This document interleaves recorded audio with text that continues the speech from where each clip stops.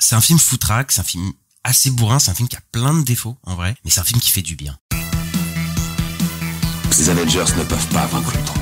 Pas seul. Oui, le professeur. Il n'y a pas de professeur ici. T'as de la poigne pour un tétard.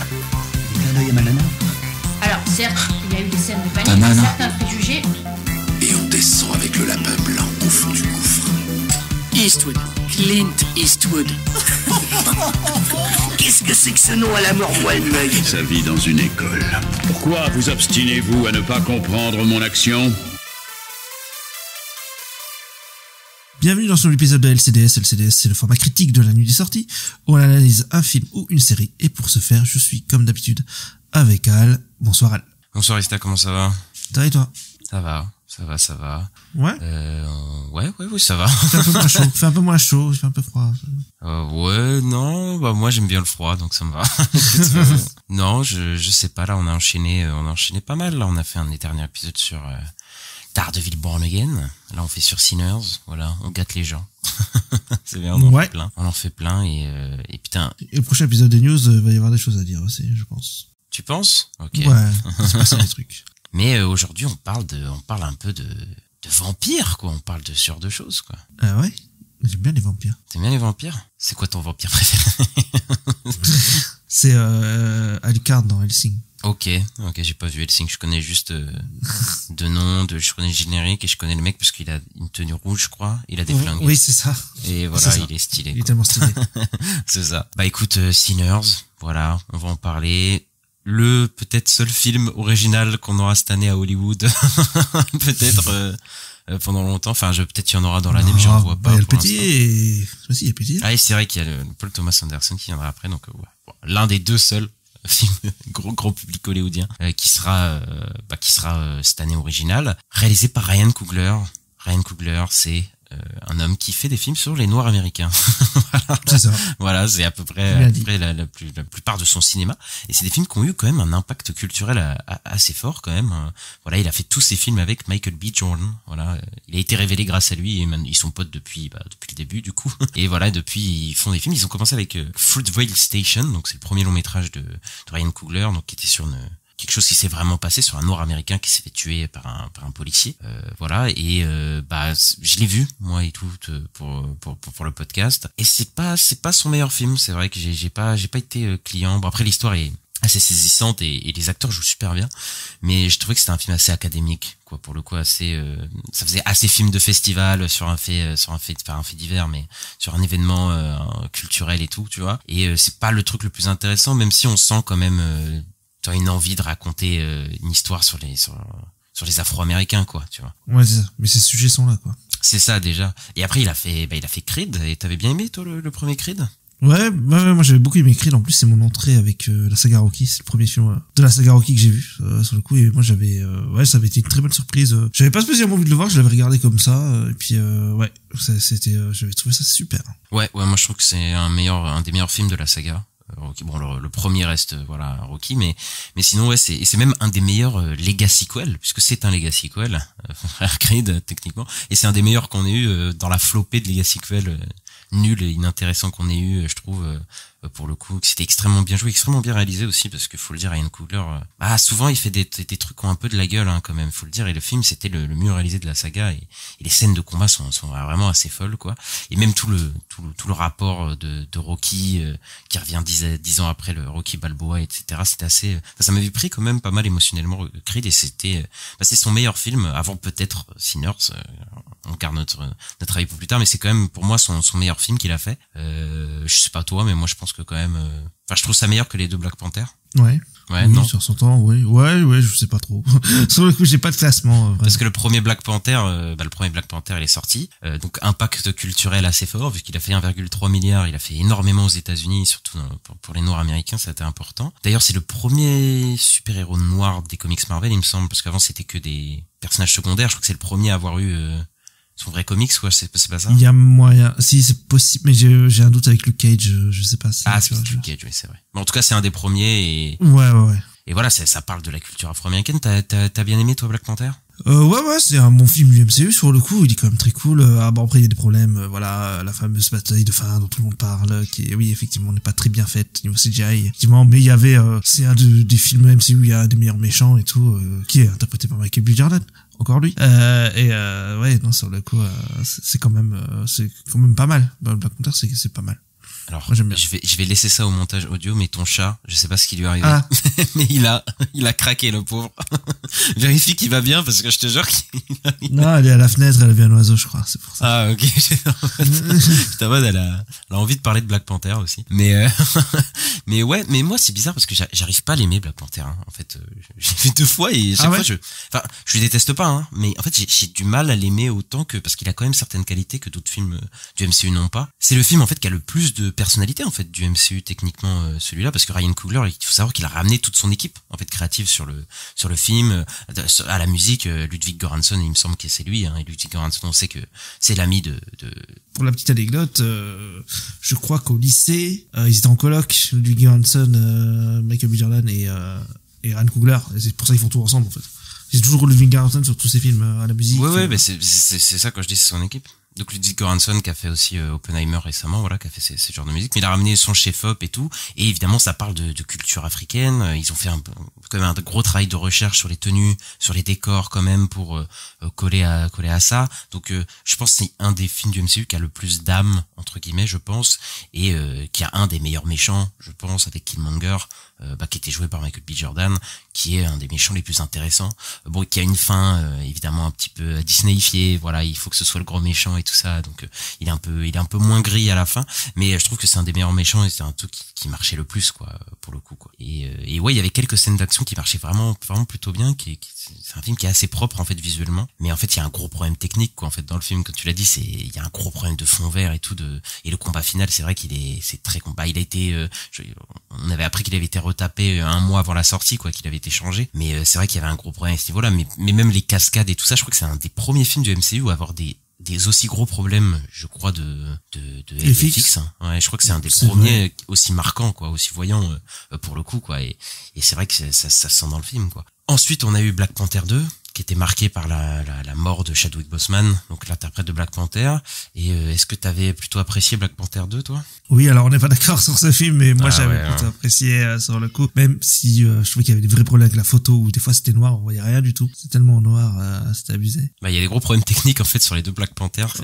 C'est fou, quoi. Mais moi j'avais plutôt apprécié, quand même, dans l'idée. Moi j'avais bien aimé le personnage de Namor. Donc, c'est pas le meilleur film du MCU, mais je trouvais quand même qu'ils étaient quand même bien débrouillés, alors qu'ils avaient eu des gros problèmes avec la mort de Chadwick et tout. Donc, Ouais, bah moi je trouve que c'est un peu flingué, le film, en vrai, parce que du coup ils ont fait de Shuri un personnage, le personnage du coup principal, et le Black Panther, et c'est vrai que j'ai beaucoup de mal avec elle en tant que Black Panther. Je trouve qu'elle incarne pas vraiment le truc. Elle a pas été introduite de façon dans l'MCU comme étant une Black Panther, en fait, hein. C'était un sidekick, la sœur et tout. Et je trouve que ça aurait beaucoup plus marché avec le personnage d'Okoye ou de Lupita Nyong'o. En tout cas, je sais pas, je trouve qu'elles incarnaient beaucoup plus le truc. Là, je trouve que c'était un peu compliqué. Et le film a une force. Du fait de la mort, évidemment, de Chadwick Boseman, ils allaient pas faire un film à la Thor 4 avec plein de blagues, tu vois, prout et tout. Donc le film a un ton assez sérieux quand même, tout dans le film, et c'est vrai que c'était un peu bienvenu. Mais le film, je me souviens qu'est-ce qu'il était long, parce que je crois qu'il fait presque 3 heures, quoi, le film. Oui, il est très très long. Il est très long, très très long pour ce qu'il raconte. Et comme tu l'as dit, ouais, les fonds verts numériques, enfin, les scènes sous l'eau, c'est sorti genre 1 mois avant Avatar, et ouais. Tant mieux que c'est sorti avant Avatar, sur le coup. Ouais, mais déjà, enfin voilà, il y avait déjà des problèmes, quoi, dans les scènes dans l'eau, quoi, et ouais, moi ça m'a pas... J'avais vu les making-of et la chef-op, elle disait que ouais, mais c'est parce que c'est dans les profondeurs et tout, donc faut que ce soit sombre et tout. Sombre à ce point-là, faut peut-être pas abuser, hein. Mais bon. Ouais, mais il y a un moment, on est censé voir une cité et tout, et en fait, on voit rien. On voit rien du tout. Voilà, bon, enfin bref, c'était assez compliqué. Et je me souviens aussi de toute l'intrigue avec Ironheart et tout. Enfin bref, il y avait des trucs bizarres. Il y avait des tenues aussi bizarres, là, les tenues d'Okoye, les tenues d'Ironheart à la fin. Ah, ça s'est pas trop passé, ce truc-là, dans mon souvenir. Ouais, mais après, moi, j'aime bien le film, enfin, moi, avec l'histoire entre Shuri et Namor, j'aime plutôt bien ça, par contre. J'avais plutôt aimé le final, moi. Donc, voilà. Ouais, ok. Mais en tout cas, voilà, il est revenu aujourd'hui avec un projet original à 90 millions de dollars sûrement parce qu'il a fait que des succès, hein, faut le savoir, là, les Creed, les 2 Black Panther, voilà, c'était des gros succès. Donc il a pu enfin faire un peu son film. Bon, après c'est 90 millions, on est loin des 200 millions, tout ça, mais ça reste quand même un gros film, quoi. Ça reste une anomalie dans le paysage hollywoodien. Et la réception a été mais vraiment dithyrambique, hein, dès qu'il est sorti, quoi, le film. Oui, je crois que ils disent que c'est même sur Rotten Tomatoes, c'est un des mieux notés, je crois, même un des films d'horreur les mieux notés de tous les temps, je crois. Il y a un délire comme ça, mais ouais, c'est et pendant pas plus de 50 critiques, c'était resté à 100% sur Rotten Tomatoes. Ben moi, il y a un mec, il est venu, il a fait tomber à 99%, il y a tout le monde qui a râlé. C'est très très bien reçu de la part du public et de la part de la critique presse aussi, quoi. Oui, même la presse a été plutôt très très sympathique avec le film, et je te propose de vérifier si nous on est corda avec ça. Ouais, allons-y. Allez, c'est parti. Un jour, tu le retrouveras devant chez toi.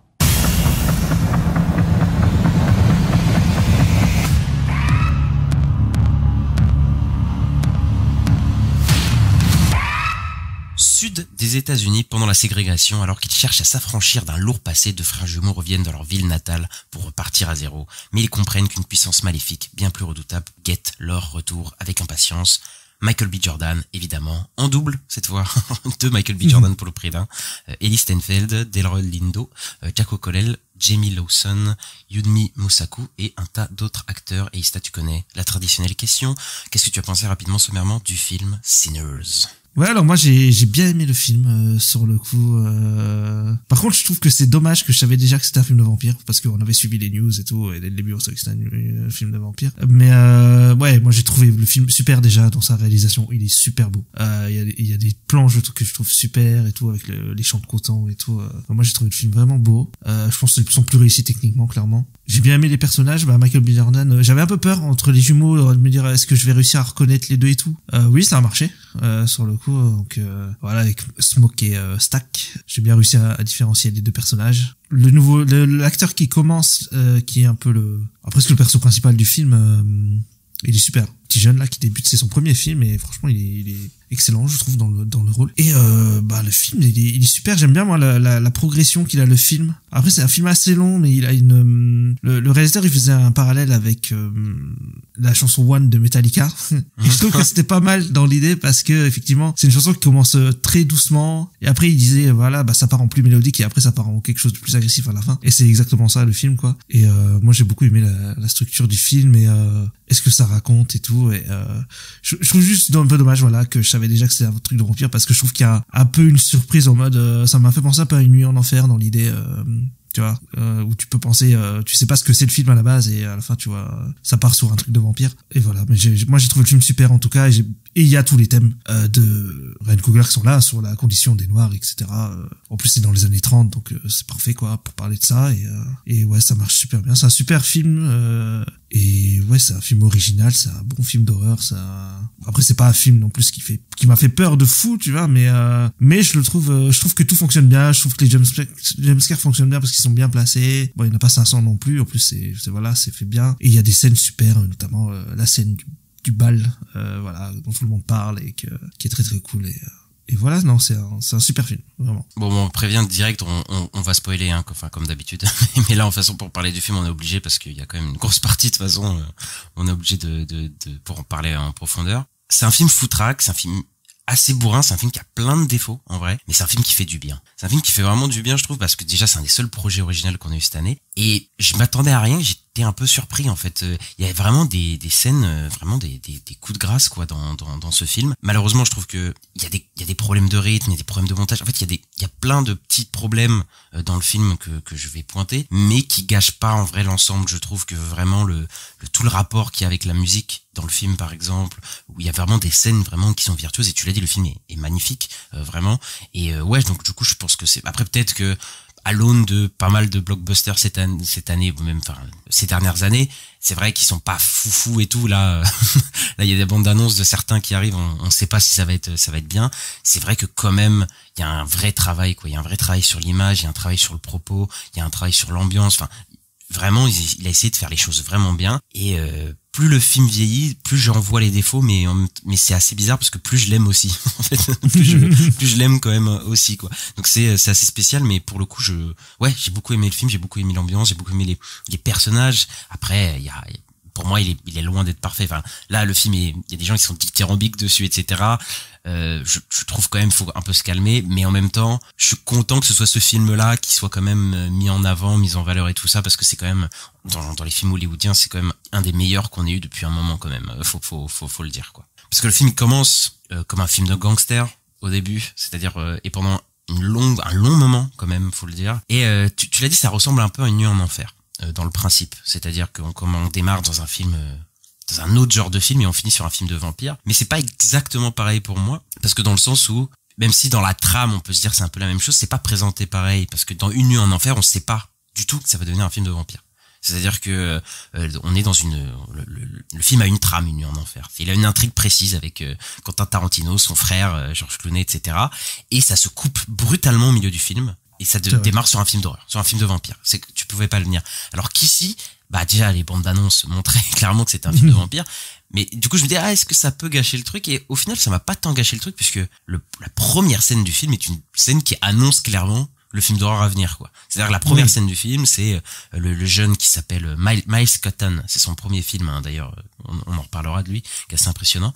Mais en gros, qui rentre dans l'église et on a tous ces flashs de la nuit qui s'est passée, quoi, et la nuit d'horreur qui s'est passée. Donc on sait qu'on va rentrer dans un film d'horreur avant. Donc c'est pas, pour moi, il n'y a pas eu de trucs de trucs gâchés. Quoi. Ça veut dire que techniquement, ils ont un peu pensé ça comme ça, quoi, pour le coup. Mais c'est vrai que le film prend énormément de temps avant de rentrer dans le film d'horreur, quoi. C'est un slow burner. On appelle ça un slow burner. Oui, mais tu peux penser que c'est un film d'horreur, mais pas un film de vampire. C'est ça, en fait, moi, que je disais aussi. Oui, c'est vrai. Parce que tu vois, t'as le délire de, est-ce que on m'invite à rentrer? Est-ce que je peux rentrer, tu vois? Et ça, quand tu connais les codes des vampires, tu sais qu'ils doivent être invités pour entrer dans une pièce, tu vois, et donc si tu sais direct, tu fais, ah oui, donc c'est un vampire, tu vois. Mais si tu le sais pas, après, il y a une scène avant, avec Jack O'Connell, qui est clairement une scène de vampire où il tue clairement une famille de blancs du Ku Klux Klan. Oui, c'est vrai, c'est vrai. Qui annonce quand même qu'on est avec des vampires, quoi. Mais pour le coup, on est sur ce qu'on appelle un slow burner, c'est-à-dire que c'est l'intrigue qui, au fur et à mesure, devient de plus en plus tendue et de plus en plus intéressante au film. Mais bon, on va parler de cette première partie. Moi, j'ai un peu de problème avec cette première partie. Même si je vois un peu ce qu'il veut faire. Moi, j'ai trouvé un peu longue, je sais pas toi, mais j'ai trouvé comme un peu longue cette première partie. Je l'ai trouvé long. Ouais, mais je sais pas, moi j'étais à fond dedans. Sur le coup, j'étais dedans tout le long. Moi, ça m'a pas dérangé en fait que ce soit long. Je suis d'accord que ce soit long, mais je l'ai pas ressenti en mode négatif, quoi. Tu vois. Ok. Moi, en fait, la première partie est totalement nécessaire. C'est juste qu'elle aurait pu être un peu raccourcie, tu vois. C'est un film qui aurait nécessité un petit fignolage, parce que je pense qu'il était tout seul au scénario, mais je pense qu'il y aurait bien eu quelqu'un pour un peu lui faire retirer 2-3 trucs et tout, parce que en fait la première partie prend son temps pour introduire les personnages, et je pense que c'est important parce qu'il y a une volonté d'introduire une certaine communauté noire américaine, d'avoir un certain ancrage pour chacun des personnages, installer évidemment le contexte de la ségrégation, le Ku Klux Klan qui a disparu, mais qui a entre guillemets disparu parce qu'il n'est pas vraiment disparu en fait on le sait très bien, et voilà, d'introduire cette communauté noire, comment ils vivent, chaque personnage a des certains dilemmes, etc. Mais je trouve ça trop long quand même. Et je trouve que surtout il se la pète un peu. Je trouve au début, vraiment, c'est-à-dire qu'il y a un plan séquence au début qui est techniquement impeccable, hein, dans la première partie, mais qui est là énormément pour prouver. C'est-à-dire qu'il y a Michael B. Jordan qui va aller d'un magasin à un autre magasin, et en fait il se passe pas grand-chose dans ce plan séquence, mais c'est un peu pour montrer le décor, par exemple, pour montrer que techniquement c'est superbe, hein, le film, hein, c'est un truc de fou, hein, je suis d'accord. Mais je trouve que dans la deuxième partie, il y a certains plans séquences, il y a certaines séquences qui sont beaucoup plus utiles à la narration et qui sont pas uniquement là pour se la péter. Et là j'ai vraiment senti ah là t'as vu, hein, quand même la belle lumière, les beaux décors, les beaux costumes, on va bien te les montrer dans un plan séquence hyper introductif qui est, comme je le redis, techniquement impeccable. Et tu l'as dit, le film est vraiment magnifique, hein, vraiment, le coup de la photographie et tout, c'est... Après, Ryan Coogler, je trouve que je pense que techniquement, voilà, il a des bases, mais le travail sur la lumière qu'il y a dans le film, notamment je pense dans la grange, où on a ce travail de lumière un petit peu orangé là dans cette grange à la fin, enfin de grange cette grange qui a été transformée en espèce de bar. Ça donne vraiment un cachet, un certain charme, quoi. Et tu l'as dit, tous ces plans sur les champs de coton, enfin toute cette retranscription de l'époque, elle est hyper bien faite, quoi. Pour le coup, le film est très léché, quoi. On voit le budget et la mise en scène, elle est extrêmement soignée, quoi. Il y a vraiment un travail d'ambiance, quoi. Ah ben clairement et tout. Et puis il y a aussi on en parlera plus tard, je pense, mais tout ce qui est musique aussi, qui rajoute beaucoup à l'ambiance, quoi. Ah, complètement. Mais là, il a vraiment allé puiser dans les inspirations. Mais je trouve que le plan séquence au début, enfin la première partie, c'est un peu, je me la pète. Ouais. Alors qu'après, par exemple, il y a un plan séquence après, de toute façon, on est en spoil, sur le personnage d'Ellie Steinfeld, qui est avec le personnage de Michael B. Jordan, et elle a été transformée en vampire. Enfin, on voit qu'il y a quelque chose qui va pas, et elle part coucher avec Michael B. Jordan. Voilà, il y a tout un rapport à la sexualité comme d'habitude avec les vampires, évidemment. Donc, et le film retranscrit bien ça quand même. Il y a même des scènes un petit peu sexuelles qu'on voit pas souvent dans ce genre de film. Il y a un personnage qui se fait se cracher dans la bouche quand même. c'est pas des trucs qu'on voit souvent dans ce genre de scène sexuelle, quoi. Mais on a en gros je crois que c'est le personnage de Miles Catton. On le voit se balader, aller chercher le personnage de Michael B. Jordan et il ouvre la porte, il voit qu'il couche avec Ellie Steinfeld. Ah oui, je vois ça. Il repart okay, ouais. Et on est tout en un plan et puis après on va revenir, sauf que là on va tomber sur une scène d'horreur et je trouve que la montée en tension dans ce plan séquence, elle est super bien faite, quoi. Là, il est pas là pour prouver, là, il y a une vraie montée dans ce plan séquence, quoi, qui est assez incroyable, quoi. Mais je pense que dans l'idée aussi, dans sa structure de ce film, c'est comme j'ai dit tout à l'heure, mais il y a ce côté où il veut que ce soit lent au début et il veut que ça pète, je pense, au bout d'un moment. En fait, il veut aussi une cassure dans le rythme, je pense, qui fait que c'est aussi comme ça, quoi. Ah, tu l'as senti comme ça. Moi, j'ai trouvé quand même tu vois, la progression, j'ai trouvé hyper smooth, hyper organique, tu vois. Genre vraiment, j'ai pas senti une rupture, un moment de, tu vois, j'ai vraiment le moment où ça bascule dans le film d'horreur, c'était vraiment comme si ça glissait, quoi. Comme si c'était normal, quoi. J'ai trouvé dans le film, moi, pour le coup, quoi. C'est pour ça que ça ressemble à Une nuit en enfer, mais il y a pas une rupture, une cassure, tu vois. C'est vraiment, j'ai l'impression vraiment qu'il a pensé vraiment son film comme ça. Oui, c'est progressif quand même. Oui, dans l'idée, oui. Alors que Une nuit en enfer, c'est vraiment, il y a une intrigue. Et l'intrigue est cassée, quoi. C'est comme si elle existait plus, toi. Au bout d'une heure de film, ils sont en mode, ok, là, on change de film. C'est plus alors que là, tu vois, les thématiques du début. Oui, tu changes pas de film. Elles sont toujours là. Oui, elles sont toujours là et elles continuent dans le film d'horreur, quoi, pour le coup, quoi. Après, je trouve que la première partie aurait été plus courte, même si je m'ennuie pas dans le film. Je m'ennuie pas tellement. Je remarque quand même qu'il y a des longueurs, tu vois, mais je m'ennuie pas. Mais je trouve qu'il y a des problèmes un petit peu de rythme dans le film, quoi. C'est-à-dire que ça fluctue. Il y a des moments, c'est peut-être un peu trop long. Enfin, en fait, c'est un film qui aurait mérité un petit peu de fignolage. Même au niveau du montage, par contre, il y a des défauts de montage que je m'explique pas du tout. C'est-à-dire qu'il y a des cuts, je comprends pas. C'est-à-dire qu'il y a des plans de caméra qui sont sur un personnage et puis il va mettre un cut, mais ça change pas énormément l'angle de la caméra. Enfin, j'arrive pas à comprendre certains cuts du film. Okay. Je sais pas. En tout cas, ça m'a sauté aux yeux que certains moments dans le film. Moi, pas du tout. Ok, non, j'ai rien vu. Moi, j'étais dedans. Hein. Je crois que j'étais dans le récit tout le long. Là, j'étais dedans aussi. Hein. J'ai pas senti de longueur, j'ai pas senti un montage imparfait ou quoi. Non, je sais pas. Moi, ça marche. Il y a certaines séquences où j'ai fait, parce que le film est tellement soigné en sa mise en scène qu'il y a certaines séquences tu vois, il y a des petits problèmes dans le montage, j'ai fait, c'est un peu bizarre, là, sur le coup, mais après, c'est léger, hein, j'ai pas senti ça sur tout le film, hein, mais il y a des moments où j'ai ressenti un peu ça, quoi. Et le moment où on bascule un peu dans le film d'horreur, j'ai eu un peu peur, moi, au début, parce que la première scène, je la trouve pas si bien que ça, parce que, je suis pas fan des flashbacks, et là, on se tape, tu sais, des petits flashs de jumpscare et tout, là. Oui, au tout début. J'ai fait, oh là là, je sais pas ce qu'il va faire dans le film, mais après, le film joue pas vraiment sur ça. Enfin, il y a pas de jumpscare putassier comme ça, quoi. Et le film joue bien avec le mythe du vampire, je trouve, comme tu l'as dit, le fait de devoir être invité et tout, je trouve que, et après, ça reprend évidemment les pieux pour tuer les vampires, l'argent aussi, à la fin qui repousse le personnage de Michael B. Jordan, enfin, celui qui est transformé en vampire de mort de son frère. Enfin, il y a vraiment, ça chauffe, et moi, je trouve le fait d'être invité, ça donne des scènes assez fun, parce que le film c'est un film d'horreur, mais il y a un côté assez fun quand même au film, moi, qui a pas mal marché sur moi. Je sais pas toi, mais...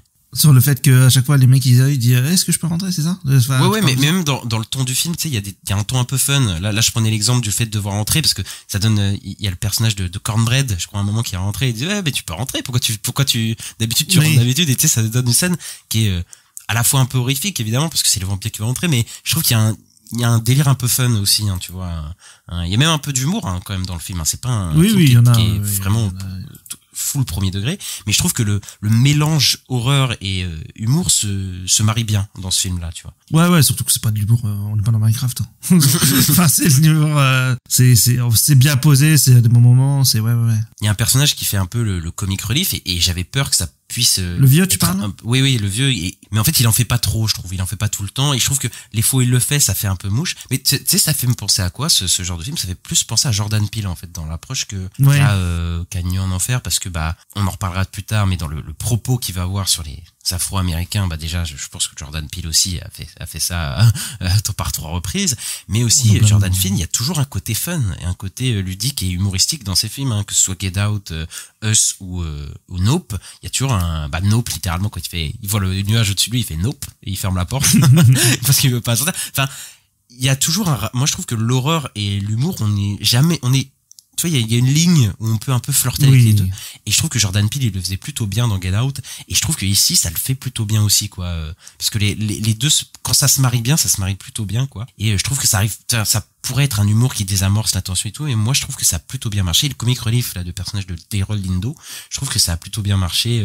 Même une scène, qui est sûrement une référence à The Thing, où ils doivent tous manger un ail. Parce que pour se tester, quoi, et ça fait très The Thing, le test du sang. Ouais, j'avais vu une interview où il disait que The Thing était une des inspirations du film, donc oui, tu tombes juste. Pour repérer qui est le coupable, et c'est une scène qui est assez humoristique, en fait, dans le ton, etc. Mais je trouve pas que ça gâche l'attention, je trouve que justement ça permet parce qu'il y a toujours une part un peu d'humour dans des trucs un peu horrifiques qui puissent arriver dans ces trucs là, tu vois, c'est jamais tout le temps, enfin ça peut l'être, mais des fois c'est pas tout le temps premier degré, quoi.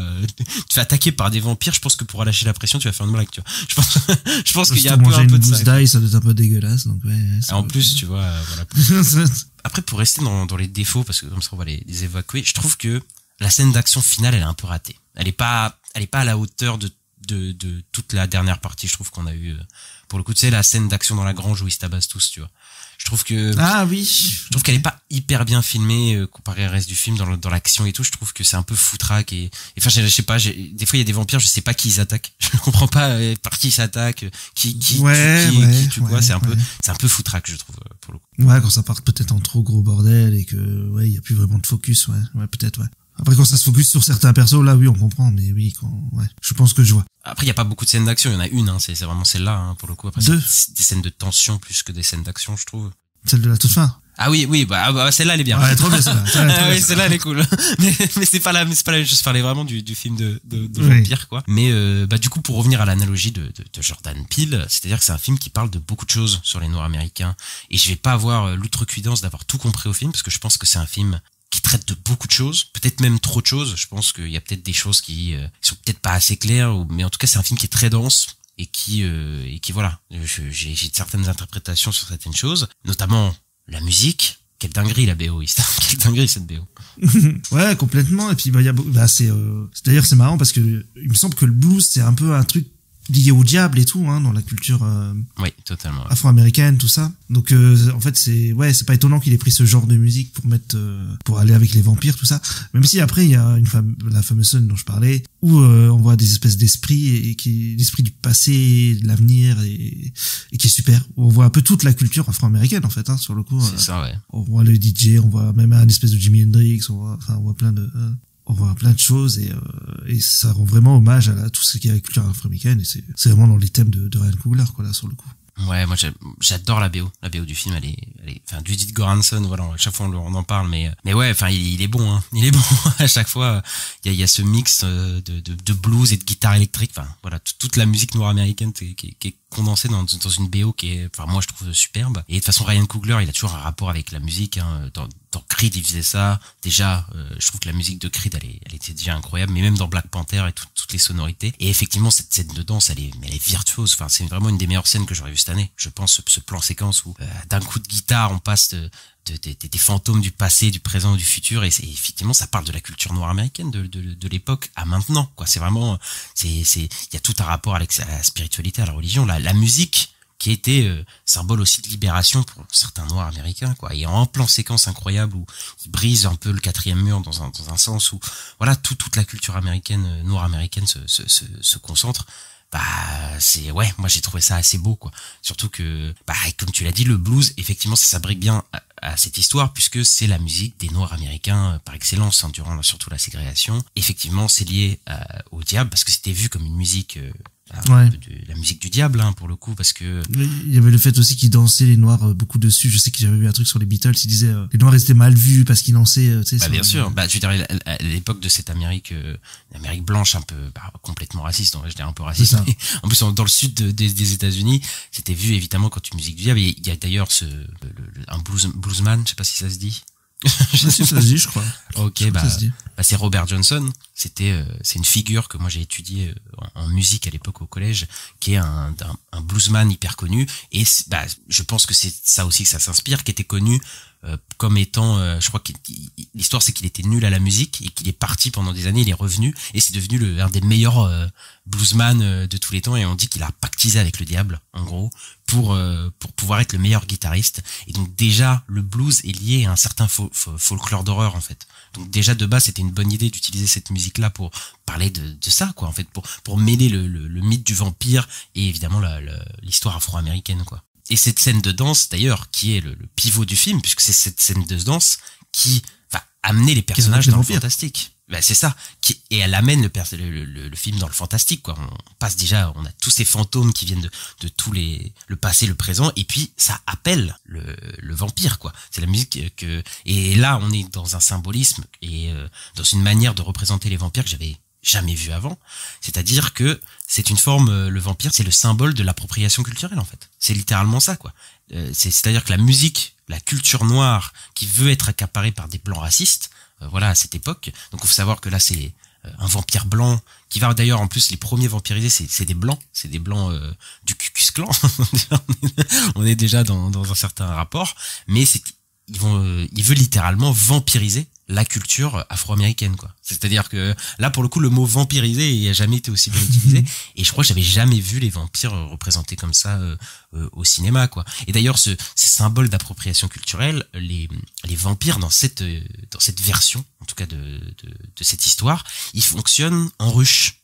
Ils fonctionnent un peu en réseau, c'est-à-dire qu'ils partagent leurs pensées et leur pensée qui est littéralement absorbée. C'est-à-dire que il y a une forme d'uniformisation, d'assimilation à cette culture qui est, cette culture qui est prise et qui est absorbée en fait par ce vampire, quoi. Et c'est qui est symbolisé aussi par une super scène de danse, mais qui est cette fois-ci pas dans le club, mais à l'extérieur, où ils dansent tous autour de. Ah oui, j'allais en parler. De Jack O'Connell. Ouais, mais parce que la musique là, les vampires, ils ont une chanson. D'ailleurs, je trouve que le film a vraiment un côté comédie musicale en fait sur le coup, mais sans que ce soit à la Wicked ou un truc comme ça, parce qu'en fait c'est beaucoup mieux intégré et tout, parce que même la chanson du jeune, c'est quand même un truc qui raconte ce qui s'est passé. Il dit désolé mon père et tout, alors que son père, il parle de son papa qui est aussi prêtre. Mais la danse des vampires là sur le coup avec leur chanson, ça fait très chanson irlandaise. J'ai pas compris s'il y avait un message ou quoi, s'il y avait un truc à comprendre, tu vois. Ça fait un truc un peu irlandais. Après, je pense que c'est plus de la country que de la musique irlandaise, je pense, pour le coup. La country qui est folk, musique, quoi. Mais où qui s'apparente plus à une musique blanche, j'imagine. Mais le fait qu'il soit irlandais, pour le coup, c'est intéressant, parce que le personnage de Jack O'Connell est irlandais, et l'Irlande, on sait que le passé qu'ils ont avec le Royaume-Uni, enfin en tout cas le Royaume-Uni, avec le peuple britannique, hein, qui vont galérer à obtenir leur indépendance, etc. C'est vrai qu'il y a une certaine ambiguïté en fait sur les vampires au final. C'est-à-dire qu'ils c'est pas exactement des méchants comme on pourrait le croire, c'est-à-dire qu'ils sont pas aussi unilatérales que ce qu'on peut penser, quoi. Bah oui, mais en plus ils disent qu'ils veulent aller buter le mec du Ku Klux Klan sur le coup. À un moment ils lui disent on va le buter. Tu vois, c'est pas des racistes, quoi. Enfin, j'ai pas. Enfin, les vampires, pour qu'on les rejoigne, ils tentent aussi les autres. Ils n'utilisent pas que la force, pas forcément la violence. Ils sont assez charmants, ils font preuve de malice, quoi. Ils sont pas unilatérales, quoi, comme vampires. Et cette secte de vampires, elle se veut, en tout cas, elle se prétend plus libératrice pour les Noirs qu'une certaine société, quoi, en 1930. C'est-à-dire que plus libératrice que la religion même. Pour eux, tu vois, pour certains, ils sont en mode, avec nous, vous allez pouvoir être beaucoup plus libre que votre condition actuelle dans la société, quoi. Donc il y a aussi une certaine ambiguïté sur le fait de les rejoindre, quoi. Et il y a une grosse critique aussi de la religion dans le film, évidemment. C'est-à-dire que on a le personnage de Miles Catton qui est un guitariste et qui est un peu mal vu par la religion, la musique évidemment, et il a ce conflit avec son père de soit être un homme de foi, soit jouer de la musique, et lui ce qu'il aime et ce qu'il aime faire et ce qui le rend heureux et ce qui l'émancipe, c'est la musique. Et donc il a un peu ce rapport là avec son père, et on comprend à la fin qu'il s'émancipe par la musique, ce personnage là, c'est pas par la religion. Il décide de partir, il décide de quitter l'espèce de couvent, enfin c'est pas un couvent mais voilà, d'église de son père. Il décide de partir pour aller jouer de la musique, et à la fin il y a un truc très intéressant, c'est que à la fin il se retourne vers la religion parce que il y a le vampire qui va Jack O'Connell qui va arriver et qui va vouloir le tuer, et il décide de prier. Il commence à réciter un récit de la Bible, un verset de la Bible. Ah oui. Et sauf que là, le Jack O'Connell et tous les vampires répètent avec lui ce serment de la Bible. Donc la religion va pas le sauver à ce moment-là. Et d'ailleurs, il y a même, bon là c'est dans le symbolique, comme je disais, ça c'est bourrin. Il chope le personnage de Miles Catton, Jack O'Connell, le vampire, il le baigne dans l'eau, il le baptise littéralement, quoi, avant de vouloir le croquer, quoi. Ah oui, genre comme un baptême, quoi. C'est ça, comme un baptême totalement, quoi. Donc la symbolique est là. Et pour le tuer, il utilise sa guitare. Il utilise sa guitare pour le tuer, donc pour se libérer entre guillemets. Donc la musique qui est libérateur pour le personnage de Miles Catton, quoi. Donc après c'est un peu ce que moi j'ai compris du film pour le coup, quoi. Oui, puis même je trouve que tu retrouves ça dans la fin après le générique là où le personnage dit que pour lui-même ça a été même peut-être la meilleure journée de sa vie. Parce qu'en fait, il s'est libéré de la religion, il a été vers la musique, quoi. Il s'est affirmé en tant que et ça rajoute pas mal à l'ambiguïté aussi, la fin du film, puisqu'on retrouve le personnage de Michael B. Jordan, qu'on pensait mort, avec Ellie Steinfeld, qu'on pensait mort parce qu'ils étaient tous reliés au personnage, et ils semblent jouir d'un certain libre arbitre, tu vois. À ce moment-là, ils semblent être assez émancipés aussi dans leur manière de vivre, quoi. Donc il y a aussi, tu vois, cette émancipation par le fait d'être vampire. Donc c'est pas tout noir tout blanc en mode vous allez rejoindre les vampires, vous allez devenir comme ça, quoi. Mais c'est vrai que sur le coup j'avais pas pensé pendant le film, mais à un moment en fait il se casse avant qu'il y ait la grosse baston sur le coup, et oui c'est vrai, après je me suis dit oui c'est vrai, ils étaient pas avec eux en fait à la fin sur le coup. Ouais oui. Et Jack O'Connell, le vampire principal, je trouve super là, je sais pas où ils sont partis le trouver, mais je trouve qu'il a un sourire de vampire qui est génial. Genre il a vraiment un sourire de psychopathe vampire qui est génial. Et je crois que les yeux des vampires, puisqu'ils ont tous une couleur différente, les yeux ils ont tous un petit point de lumière dans leur œil. Il avait dit il s'était inspiré de quel film déjà? Il avait dit le Chapeauté 2, c'est le méchant du Chapeauté 2. Ah oui, la mort dans le Chapeauté. Bah oui, c'est ça, c'est la petite lueur dans les yeux. Et ils ont tous une lueur, soit c'est rouge, soit c'est jaune, soit c'est bleu. Ils ont tous une petite lueur dans les yeux. Je trouve que ça rend vraiment pas mal. Enfin, les zombies, les vampires, ils ont même les dents. Ils ont pas juste les deux dents de devant, tu sais, parce qu'il y a différents types de vampires là. Et tu sais, des fois t'as les vampires qui ont les deux dents. Je sais pas comment ils s'appellent. Oui, okay, et eux ils ont toutes les dents qui deviennent vraiment dégueulasses, quoi, pour le coup, quoi. Et j'ai vu une lecture aussi sur Ryan Coogler sur le film, et qui n'est pas du tout de moi, mais que je trouvais intéressante, au fait que le film parlerait en fait du système hollywoodien. En fait que les vampires ce serait le système hollywoodien en fait qui s'approprie entre guillemets les différentes cultures et les différentes parts artistiques, et qui les exploite en fait, qui serait ce serait des vampires, quoi, Hollywood. Et en fait les deux jumeaux représenterait Ryan Coogler. C'est pour ça qu'il aurait fait des jumeaux pour le film, en fait. C'est que il y a celui qui va faire partie du système, donc celui qui va se faire vampiriser. Donc c'est un peu le Ryan Coogler qui est parti faire des franchises, Creed, Black Panther. Et l'autre qui a résisté, qui résiste à ça, et qui est l'artiste engagé, quoi. En fait, qui veut pas adhérer à ce système-là, quoi. Tu vois, et que les deux, ce serait Ryan Coogler, en fait, qui s'écharpe à ça. Je sais pas si c'est vrai. Voilà, là on parle dans la réflexion, voilà, c'est pas quelque chose de dit dans le film, mais je trouvais que c'était intéressant comme lecture, comme lecture du film, quoi. Par contre, moi, j'ai vu un truc sur le net que j'avais pas fait gaffe, c'est que le personnage de Smoke, alors il s'appelle Smoke parce qu'il fume tout le temps, en fait. Ouais. Beaucoup déjà. Mais c'est lequel Smoke? C'est celui qui est transformé en vampire, ou c'est l'autre? Non, c'est l'autre. C'est l'autre. Okay. C'est celui qui est serious business. Ouais, mais qui est un peu violent, qui a tué leur père et tout, de ce qu'on comprend. Sur le coup, c'est le plus violent des deux. Mais il y aurait un truc, moi j'ai pas vu, c'est qu'en fait, il s'est pas roulé ses propres cigarettes. C'est jamais lui qui les roule, et à la fin, il essaye d'en rouler une, et il y arrive pas. Ah oui, ok, à la fin, je vois qu'il essaie de rouler. Ah bah, j'ai pas fait attention. Bah, il se passe la cigarette au début.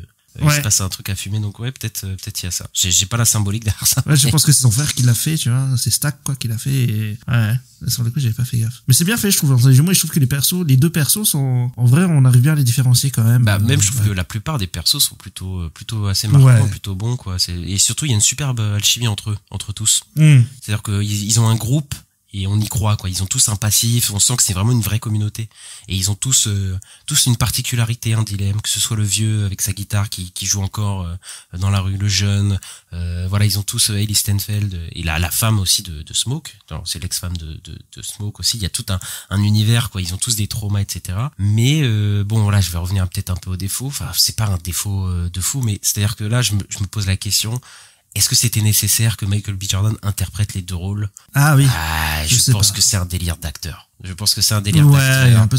Mais ça, c'est une traîne dans ce moment, hein. C'est un truc de fou, hein. Entre Mickey 17 et Sonic 3. Sonic 3. Ah oui, bah, il y a aussi Robert De Niro qui a joué deux rôles aussi récemment, mais c'est marrant qu'il y a deux. Tous les films font la même chose, là, au moment. Mais c'est vrai que c'est un peu un délire d'acteur, je me dis peut-être de Michael B. Jordan, en mode, ouais, je peux faire les deux rôles moi-même, tu vois, pour impressionner le truc. Peut-être aussi parce que, Ray Cougar, il a confiance en Michael B. Jordan, il se dit, bah, je vais prendre Michael B. Il fait les jumeaux, voilà, comme ça. Oui, mais tu vois, voilà. Comme ça, s'il fait à deux, il a toujours Michael B. Jordan en vampire, tu vois. Mais au début, il se la pète un peu avec son truc, tu vois, parce que techniquement, c'est abouti et effectivement, voilà, il y a pas de problème de VFX là-dessus et tu vois, il y a les moments où il se passe la cigarette, justement, en train de fumer tous les deux, et là, tu fais, ah oui, c'est impressionnant dans le même plan et tout, quoi. Techniquement bien géré. Bah, comme aussi Mickey 17, c'était super bien géré aussi. Là, voilà, c'est bien géré, mais il se la pète un peu avec ça, et je trouve pas, je vois pas je vois pas vraiment pourquoi ils ont fait ça, tu vois, c'était pas nécessaire, quoi, à part pour se la péter, quoi. Mais bon. Après, bon, pour le coup, c'est pas un gros défaut, mais bon. Pour se la péter, et pour aussi, peut-être parce qu'ils ont envie d'utiliser des nouvelles technologies, parce que voilà, c'est un réal et Oui, non, mais je peux comprendre, mais tu vois, c'est pas motivé par une volonté de narrer quelque chose, tu vois. Sur le scénario, oui. Sur le coup, contrairement à Mickey 17, là où il y a vraiment une justification dans le scénario, ouais, effectivement. Alors que là, c'est bon, voilà. Après, c'est pas grave, parce que je trouve que techniquement, c'est abouti, et que Michael B. Jordan, il y joue plutôt bien, les deux. Je trouve qu'on les différencie plutôt bien. L'un, il est beaucoup plus froid, beaucoup plus sérieux, beaucoup plus voilà, marqué, t'as l'impression, et l'autre, il est un peu plus souriant, un peu plus fun, tu vois, un peu plus gentil et tout. Ouais, c'est ça. Et puis ils ont des tics différents, je crois qu'il y en a un, je sais pas s'il trempe de la main, mais enfin bref, il a quelques trucs pour les différencier. Et puis ils ont deux chapeaux différents, il y en a un peu oui, c'est vrai, bah, c'est assez, voilà, c'est pour bien les différencier. Ils ont chacun abandonné une femme dans leur vie, voilà, ils ont chacun mis une femme derrière eux, et ouais, tous les autres personnages je les trouve plutôt bien. Miles Keaton aussi, je le trouve bien, il a un parcours, bah, c'est celui qui a le parcours du film, tu vois, pour le coup, sur la musique, le rapport à la musique, la religion, etc., je le trouve plutôt bien. Delroy Lindo aussi, il était assez drôle, pour le coup, et il a un bon rapport aussi avec le jeune, puisque c'est un peu le reflet de ce que Sammy pourrait être plus tard aussi, hein, dans un sorte de vieux musicien qui lui reste que la musique, etc. Il fait des blagues, donc voilà. Et puis il y a comment elle s'appelle, j'ai retrouvé son nom, Wunmi Mosaku, je crois que c'est elle, c'est la femme de Smoke, tu vois, pour le coup, je crois que c'est elle, et je la trouve vraiment bien, elle, dans le film, parce qu'il y a Hailey Steinfeld, mais Steinfeld, je la trouve sympathique, mais voilà, elle a pas un rôle très marquant comparé à d'autres personnages, je trouve, pour le coup. Non, mais c'était quand même intéressant parce que c'est la seule blanche dans toute la communauté noire, sur le coup. Et qui est acceptée totalement dans cette communauté, parce qu'elle a grandi clairement dedans, pour le coup. Ouais, elle a grandi, puis ils disent qu'ils ont adopté, sa mère a adopté les deux jumeaux, sur le coup. C'est ça, ouais. Mais il y a un côté communautaire aussi dans cette grange, il y a des asiatiques aussi, hein, dans la oui, aussi, communauté, ouais.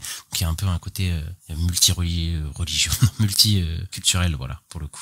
Et ouais, non, mais l'actrice que on t'a dit, là, qui est l'actrice de Loki, sur le coup, on a vu dans Loki. C'est ça, ouais. On la voit vite dans Deadpool et Wolverine aussi, mais ouais, là, elle m'a surpris, elle est vraiment super sur le coup.